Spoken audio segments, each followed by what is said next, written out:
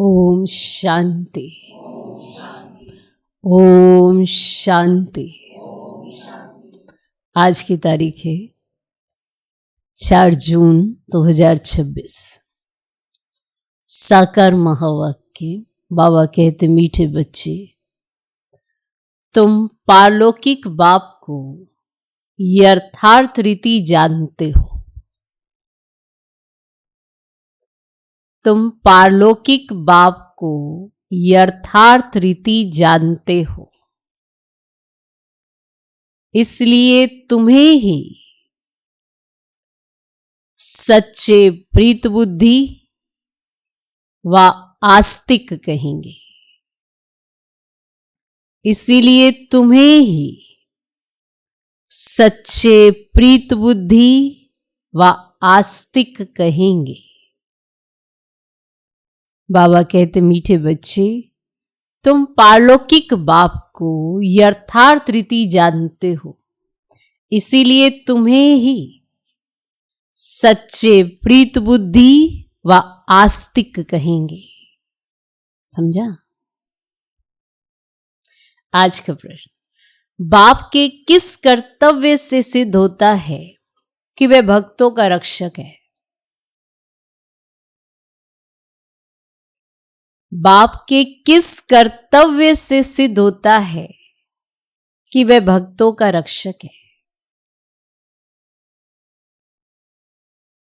उत्तर, सब भक्तों को रावण की जेल से छुड़ाना,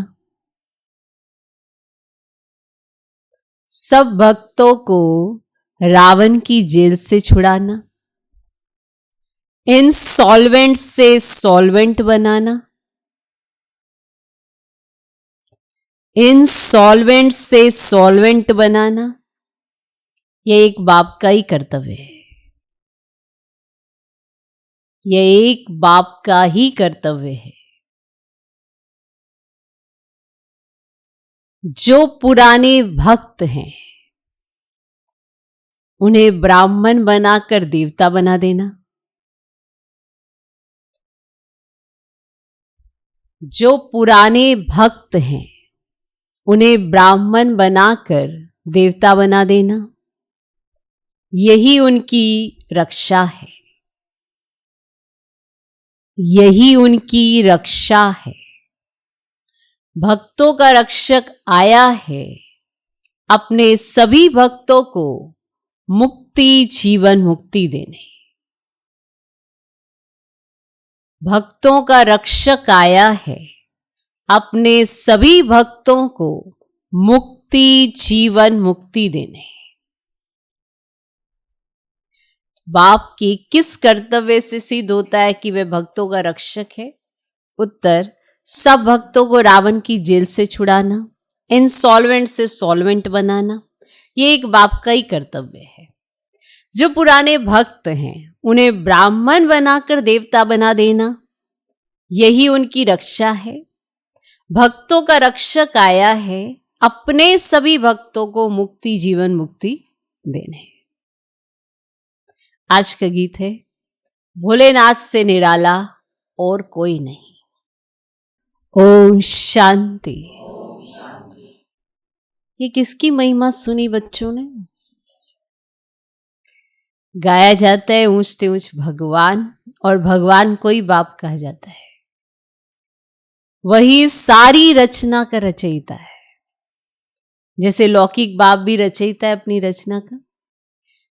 पहले कन्या को अपनी स्त्री बनाते हैं, फिर उनसे रचना रचते हैं, 5-7 बच्चे पैदा होते करते हैं, उनको कहा जाएगा रचना। बाप ठहरा रचयिता, वह हद के रचयिता ठहरे। ये भी बच्चे जानते हैं रचना को रचयिता बाप से वर्षा मिलता है। ये बात तो जानते हैं। मनुष्य को 2 बाप तो होते ही हैं, एक लौकिक, दूसरा पारलौकिक। बच्चों को समझाया है ज्ञान और भक्ति अलग अलग है। फिर है वैराग्य। इस समय तुम बच्चे संगम पर बैठे हो और बाकी सब कलयुग में बैठे हुए हैं तो सब बच्चे, परंतु तुमने बेहद के बाप को जाना है जो सारी रचना का रचयिता है। लौकिक बाप होते भी उस पारलौकिक बाप को याद करते। सतयुग में लौकिक बाप होते पारलौकिक बाप को कोई याद नहीं करते, क्योंकि वह है ही सुखधाम। उस पारलौकिक बाप को दुख में याद करते हैं। यहां पढ़ाया जाता है, मनुष्य को समझदार बनाया जाता है। भक्ति मार्ग में मनुष्य बाप को ही नहीं जानते। कहते भी हैं परम पिता परमात्मा, हे गॉड फादर, हे दुख हरता सुख करता, फिर कह देते सर्वव्यापी। पत्थर में, कन कन, कुत्ते बिल्ली सब में है। परमात्मा बाप को गालियां देने लग पड़ते हैं।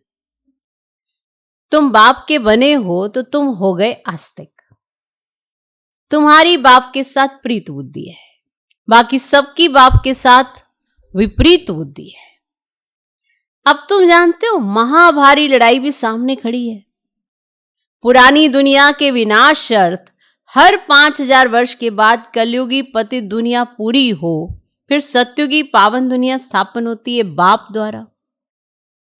जिसको याद करते, हे पतित पावन आओ, हे खेवैया हमको इस विषय सागर से निकाल क्षीर सागर में ले जाओ। गांधी जी भी गाते थे, पतित पावन सीताराम, हे राम सब सीताओं को पावन बनाओ। तुम सब हो सीताएं, भक्तियां, वह है भगवान, सब उनको पुकारते हैं।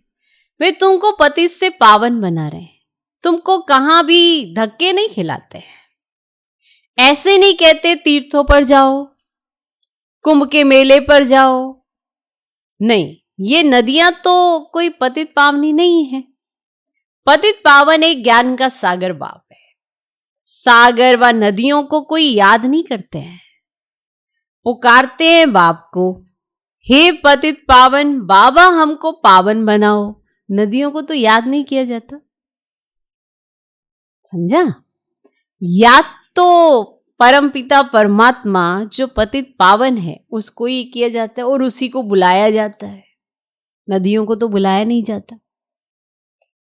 बाकी पानी की नदियां तो सारी दुनिया में है, वह थोड़ी पतित पावनी है। पतित पावन एक बाप को ही कहा जाता है। वह जब आए तब आकर पावन बनाए। भारत की महिमा बहुत भारी है। भारत सब धर्मों का तीर्थ स्थान है। शिव जयंती भी यहां गाई जाती है। और सतयुग तो है पावन दुनिया, उसमें देवी देवता रहते हैं और देवताओं की महिमा गाई जाती है।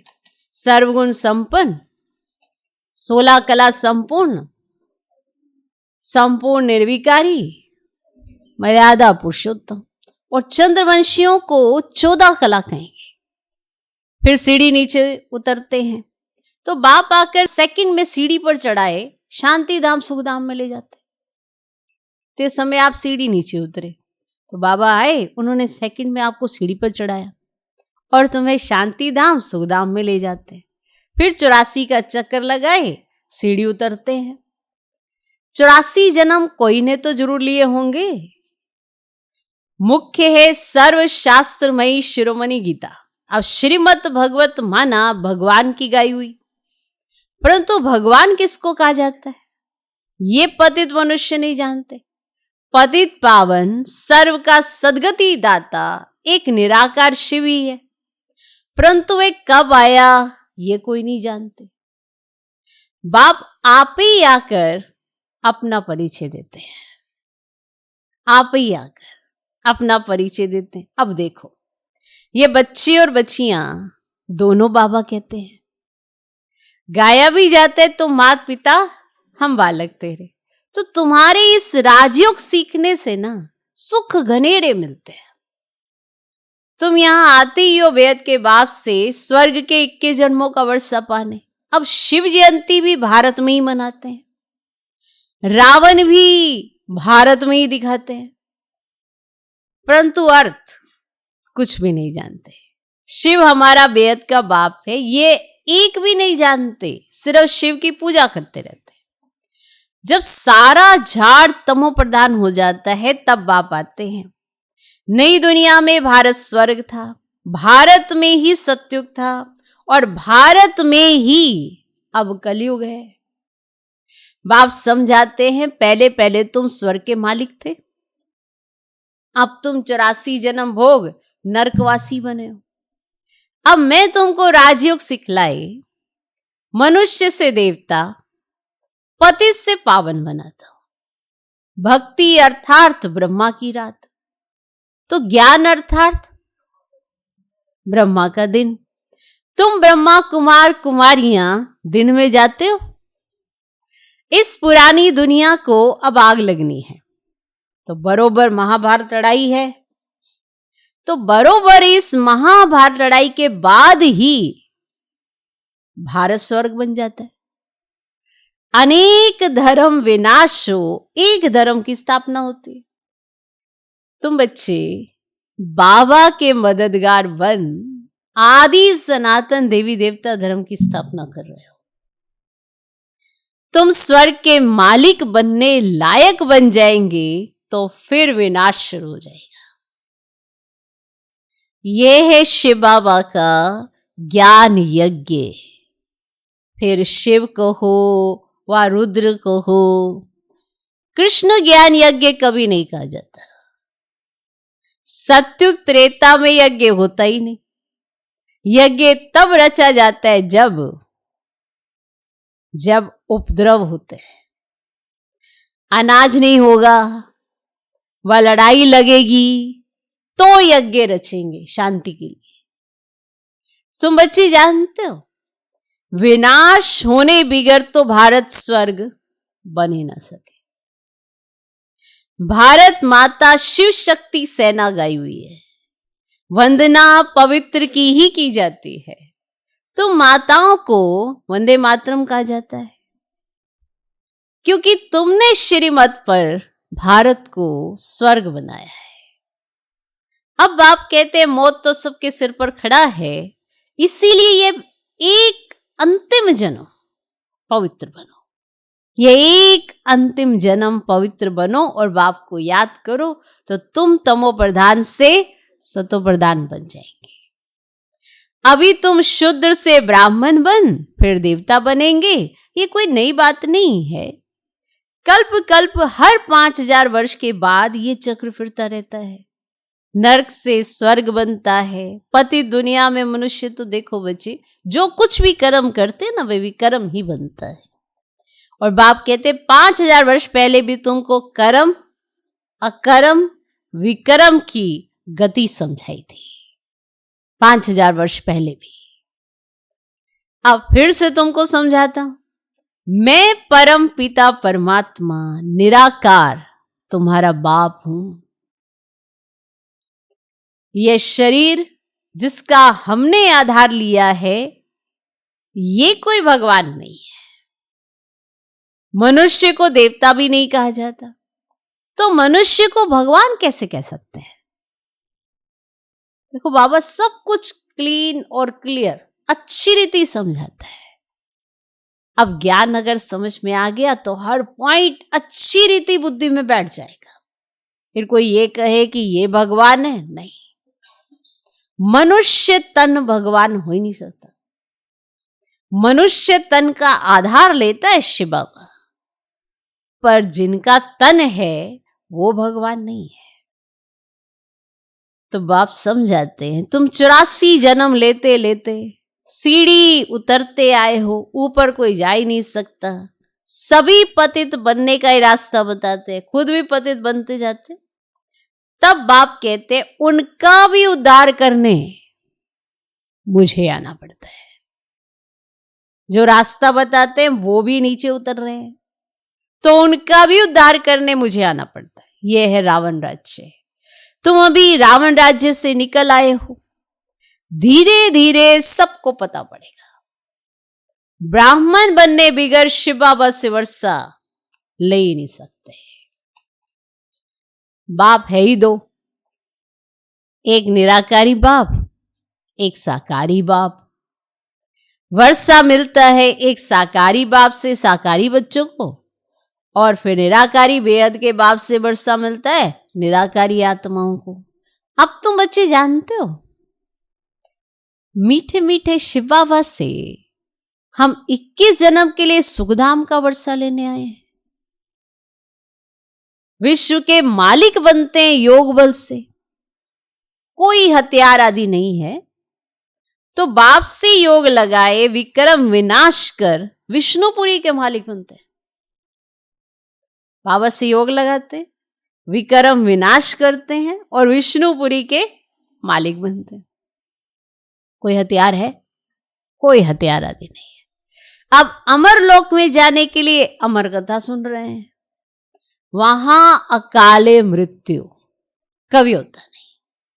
जो अकाले मृत्यु की वजह से दुख होता है, वहां ऐसा कोई दुख नहीं होता। दुख का वहां पर नामो निशान ही नहीं है। किसी भी बात का दुख नहीं हो सकता। यहां तो जैसे घड़ी घड़ी दुख हो जाता है ना, किसी की भी बात का, या पुरानी बात को सोच के ही दुख आने लगता है, या पिछली पिछली बातें रिवाइज करके दुखी होने के लिए बड़ा ही अच्छा युक्ति है। बैठो, पुरानी बात सोचो, दुखी हो जाओ। अच्छा सोच नहीं पाते क्योंकि दुख दाम है ना, तो दुख का चिंतन बड़ा सहज होता है। कमाल है वैसे। और सत्युग में ऐसा नहीं है, वहां पे दुख का नामो निशान नहीं है। तुम बच्चे आए ही हो श्रीमत पर चल बेहद के बाप से श्रेष्ठ श्रेष्ठ देवी देवता बनने। ये कोई शास्त्रों का ज्ञान नहीं है। दिखाते हैं विष्णु की नाभि से ब्रह्मा निकला, फिर उनके हाथ में शास्त्र देते हैं और बाप कहते हैं ब्रह्मा द्वारा मैं तुमको सारी रचना के आदि मध्य अंत का ज्ञान सुना रहा हूं। मैं ही ज्ञान का सागर हूं। और गाते भी हैं, ज्ञान सूर्य प्रगटा अज्ञान अंधेर विनाश। तो सत्युग में तो अज्ञान होता ही नहीं। वह सचखंड था तो भारत तो हीरे जैसा था, हीरे ज्वारातों के महल बनते थे। अभी तो मनुष्यों को पूरा खाने के लिए भी नहीं है। इनसॉल्वेंट विश्व को फिर सॉल्वेंट कौन बनाए? तो ये बाप का ही काम है। बाप को ही तरस पड़ता है। कहते तुमको राजयोग सिखाने आया हूं। नर को नारायण, नारी को लक्ष्मी बनाता हूं, और भक्तों का रक्षक है ही एक बाप। तुमको रावण की जेल से छुड़ाए सुखधाम में ले जाता हूं। सारी दुनिया में जो ब्राह्मण बनेंगे वही देवता बनेंगे। तो पहले ब्राह्मण बनना पड़े। ब्रह्मा का नाम भी वाला है प्रजापिता ब्रह्मा। तुम ब्राह्मण हो सबसे उत्तम। तुम भारत की सच्ची रूहानी सेवा कर रहे हो, तो बाप की याद से भी कर्म विनाश होंगे और कोई रास्ता नहीं है पति से पावन बनने का। और कोई रास्ता नहीं, बिना याद के कुछ नहीं हो सकता। तो याद से ही खाद भस्म होगी। अब जब खाद निकलेगी तो आत्मा प्योर सोना बन रही होगी, तो बुद्धि कितनी अच्छी हो जाएगी। अभी खाद होने के कारण बुद्धि बहुत खराब है, बुद्धि में वो ताकत नहीं रही है। तो जो हमें सोचना चाहिए वो हम नहीं सोचते हैं, जो हमें नहीं सोचना चाहिए वो हम सोचते हैं। ये सारा खाद के कारण है।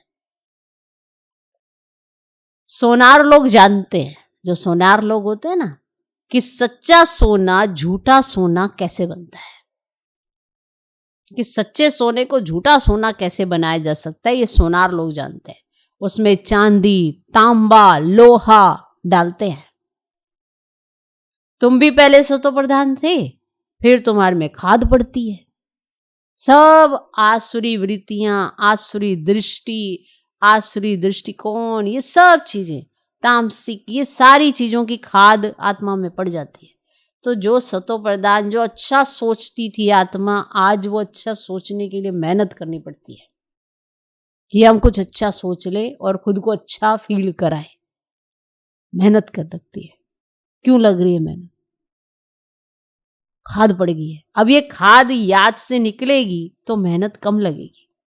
आज जो आपको छोटी छोटी बातों में बड़ी मेहनत लगती है, कोई पुरानी बात को भूलने में मेहनत लगती है, तो उसका कारण खाद है, तामसिक खाद। तो समझा? सोनार को पता है कि मैंने सच्चे सोने में क्या खाद डाली है, तो उसमें चाहे वो चांदी डाले, चाहे तांबा, चाहे लोहा डाले, आम मनुष्य को तो पता ही नहीं चलेगा ना कि क्या डाला है सोनार ने।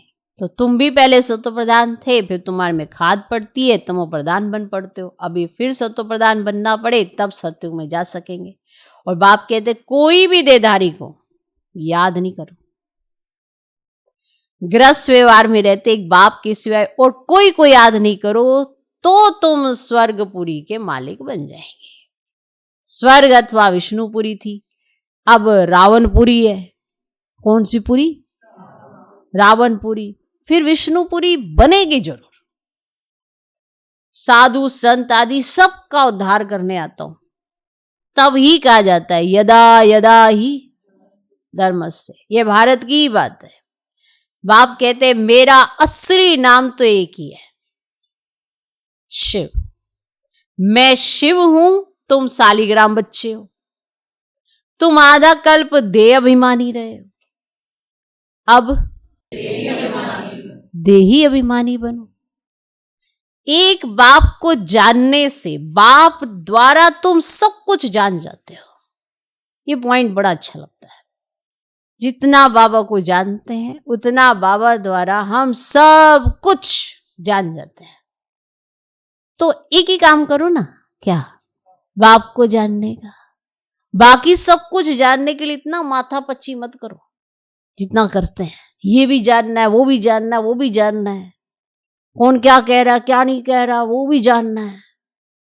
सब जगह घुसने की कोशिश करेंगे और हासिल कुछ भी नहीं, नॉलेज बिल्कुल भी नहीं आएगी। एक बाप को जानो तो फिर तुम उनके द्वारा सब कुछ जान जाते हो, मास्टर ज्ञान सागर बन जाते हो। अच्छा, मीठे मीठे सिकिलदे बच्चों प्रति माता पिता बाप दादा का याद प्यार और गुड मॉर्निंग। रूहानी बाप की रूहानी बच्चों को नमस्ते।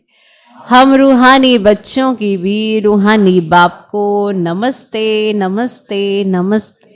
Good morning good morning good morning. धारणा के लिए मुख्य सर पहला पॉइंट, श्रीमत पर चलकर श्रेष्ठ ते श्रेष्ठ देवता बनना है। श्रीमत पर चलकर श्रेष्ठ ते श्रेष्ठ देवता बनना है। सारे विश्व की सच्ची सच्ची रूहानी सेवा करनी है।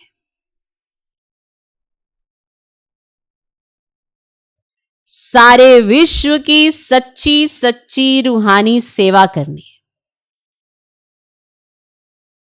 आदि सनातन देवी देवता धर्म की स्थापना में बाप का पूरा मददगार बनना है। आदि सनातन देवी देवता धर्म की स्थापना में बाप का पूरा मददगार बनना है। श्रीमत पर चलकर श्रेष्ठ ते श्रेष्ठ देवता बनना है। सारे विश्व की सच्ची सच्ची रूहानी सेवा करनी है। आदि सनातन देवी देवता धर्म की स्थापना में बाप का पूरा मददगार बनना है। दूसरा पॉइंट, आत्मा को सच्चा सोना बनाने के लिए एक बाप के सिवाय किसी भी देहधारी को याद नहीं करना है।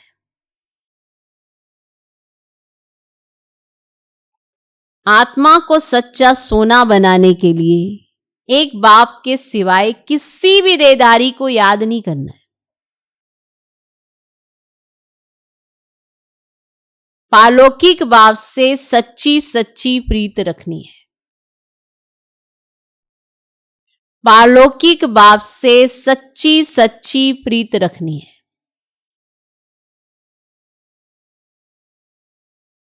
आत्मा को सच्चा सोना बनाने के लिए एक बाप के सिवाय किसी भी देहधारी को याद नहीं करना है। पालौकिक बाप से सच्ची सच्ची प्रीत रखनी है। आज का वरदान, आत्मिक उन्नति के साधन द्वारा, आत्मिक उन्नति के साधन द्वारा सर्व परिस्थितियों पर विजय प्राप्त करने वाले अकाल मूरत भव।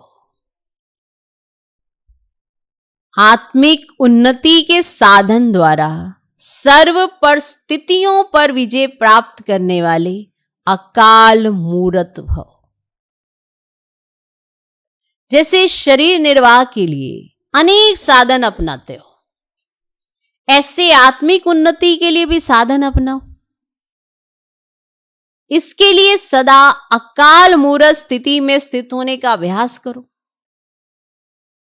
जो स्वयं को अकाल मूर्त माना आत्मा समझकर चलते हैं, वे अकाल मृत्यु से, अकाल से, सर्व समस्याओं से बच जाते हैं।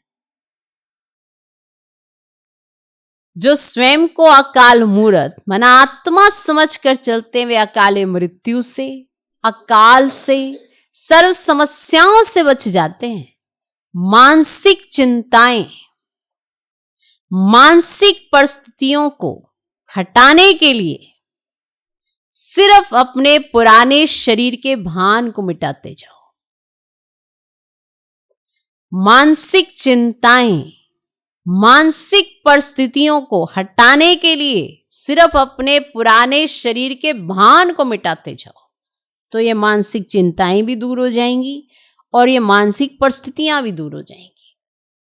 कितनी जबरदस्त पॉइंट है आज का स्लोगन। कोई भी बात जो बार बार फील करता है,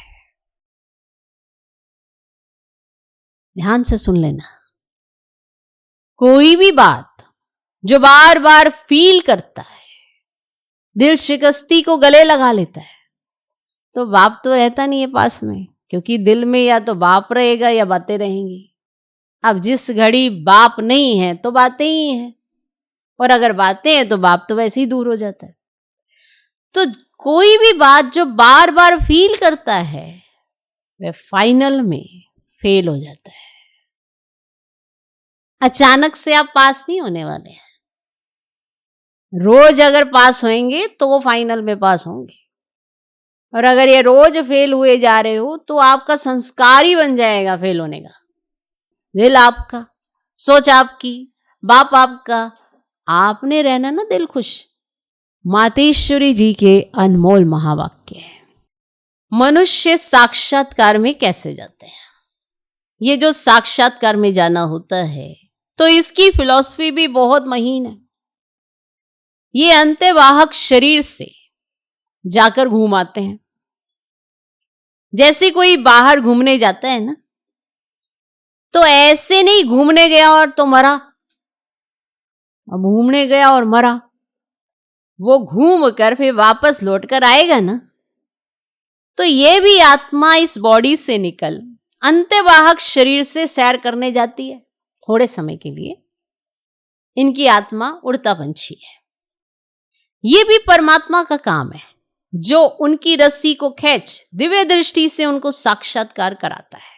जैसे रात को हम जब शरीर से न्यारी आत्मा हो सुख पथ अथवा स्वप्न की अवस्था में चले जाते हैं, तो उसी समय शरीर शांत है, तो देह और देह के धर्म भूल जाते। परंतु ऐसे नहीं कोई शरीर से मर गया फिर जब जागृत में आता है तो उस रात के सपने की अवस्था का वर्णन कर सुनाते हैं ना।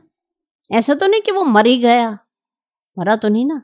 अब वो जैसे ही जागृति में आता है तो वो सुनाता है मैंने ये सपना देखा, सुनाता है ना। तो वैसे परमात्मा के साथ योग लगाने से परमात्मा फिर दिव्य दृष्टि से आत्मा को सैर कराते हैं। फिर जब ध्यान से उठते हैं तो वो देखा हुआ साक्षात्कार फिर वर्णन कर सुनाते हैं कि हम ये देख कर आए। तो वे स्वप्न तो रजोगुण तमोगुण भी होता है, और ये ध्यान फिर सतोगुण अवस्था है। तो ध्यान में कोई शरीर मरता नहीं है, मगर शरीर की वासना गुम हो जाती है। जैसे कि शरीर से सोते हैं ना, रेस्ट करते हैं, तो शरीर की वासना गुम हो जाती है। ऐसे मरता नहीं है। अब जैसे क्लोरोफॉर्म होती है, जैसे क्लोरोफॉर्म देने से शरीर की सुध बुध भूल जाती है। देखो, डॉक्टर जब कोई अंग को डेड करते हैं तो इंजेक्शन लगाकर डेड कर देते हैं, परंतु और इंद्रियां तो चलती हैं। तो ध्यान भी इसी तरह से है।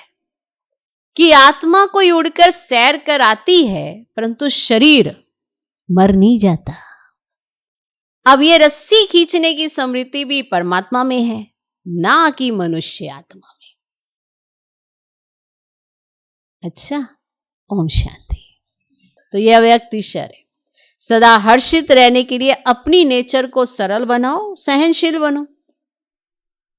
सदा हर्षित रहने वालों का यादगार विष्णु के रूप में दिखाया है। विष्णु क्षीर सागर में आराम से लेटा हुआ ज्ञान का सिमरन कर हर्षित हो रहा है। तो हर्षित रहने का साधन है ज्ञान का सिमरन। जो जितना ज्ञान का सिमरन करते हैं वे उतना ही हर्षित रहते हैं। कोई भी परिस्थिति उनकी हिम्मत, उमंग, उत्साह को कम नहीं कर सकती। कोई भी परिस्थिति आ जाए, उनकी हिम्मत कम नहीं कर सकती, उनका उमंग उत्साह कम नहीं कर सकती।